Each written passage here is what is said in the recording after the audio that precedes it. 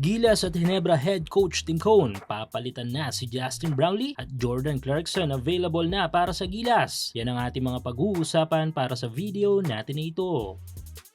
Matapos ang final window ng World Cup Asian Qualifiers ng FIBA ay tutungo na tayo sa mas matinding mga laban. Dahil nga sa mga games na mga ito sa second round ng tournament ay nakapasan sa ating national team ang mabigat na pressure bilang second to the last team sa list. Sunod sa Iran at Jordan. Dahil nga sa magiging 6 na laban natin na sasabakan kontra Syria, Jordan at Iran ay hindi tayo dapat matalo o mas mainam na masweep natin ang mga laban dito. Dahil kapag nakatamo tayo ng isang talo ay mas ninipis pa ang tsansa natin patungo sa World Cup. Kaya naman kailangan natin ng matinding lineup upgrade sa susunod na buwan upang matupad ang ating goal na makapasok sa World Cup at makakuha ng ticket patungo sa Olympics sa LA. At isa na nga sa mga mainit na usapin ngayon online ay ang pagpapalaro sa NBA Pinoy champ na si Jordan Clarkson. Maliban kasi sa naging struggle ni Gilas naturalized player na si Justin Brownlee, sa mga recent games ng Gilas ay available ngayon si kabayang Jordan Clarkson na lumaro sa ating national team. Pasok kasi ngayon si JC sa mga free agent NBA players. At sa puntong ito ay wala pang opisyal na kupunan si Clarkson. At kung sakali na wala pang kumuha kay Clarkson na alinmang NBA team ay tiyak na mas gugustuhin nitong lumaro para sa Gilas sa susunod na buwan.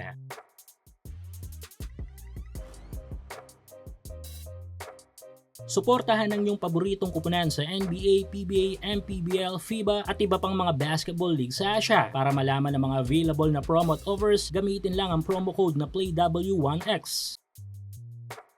Samantala, tumungo sa Amerika si Gilas at Ginebra head coach Tim Cone hindi para magbakasyon kundi para maghanap ng bagong import. Yes, sa ilang dekadang import ng Gene Kings ay sa unang pagkakataon ay hindi na muna lalaro si Justin Brownlee para sa Ginebra para sa paparating na PBA Conference. Dahil nga yan sa mga natamong injury ni JB last Commissioner's Cup at sa kanyang naging stint sa Gilas kontra sa New Zealand. Ang tanong na nga lang dito ay dito na kaya magtatapos ang Brownlee era sa Barangay Ginebra at kailangan ng humanap ng bagong resident import ng Gene Kings. I-komento nyo lang yung opinion sa ating comment section.